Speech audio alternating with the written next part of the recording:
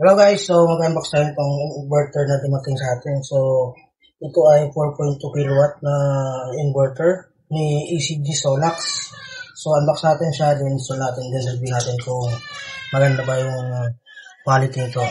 And yung mga specs niya kung tama ba doon sa nakalagay sa specification. Okay?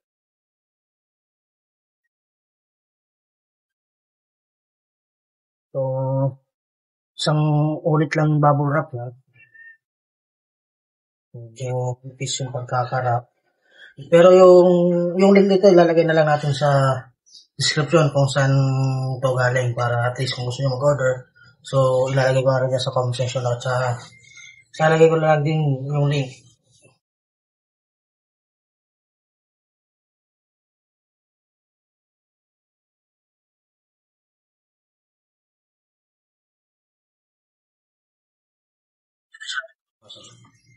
ECG Solax. Yan. So, 24 volts siya.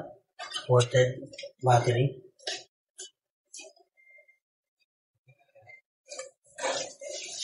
Yan. So, pagbukas nyo ng box, ito yung kanyang manual. Ayan. May kasama siyang mga connector para sa wire. Ang lagay sa dulo.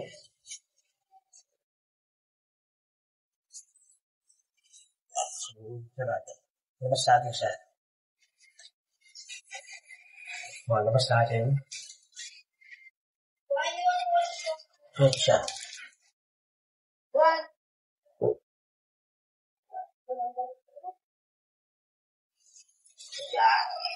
So, magaan lang siya mga boss. Kumpara sa 4.2 kilowatt, magaan lang siya. So, ito yung kanyang installation guide. Then, ito yung itsura ng inverter. Hindi man sobrang gaan, pero sa ibang nawawang ng inverter, medyo magaan siya. Sa ECG Solax.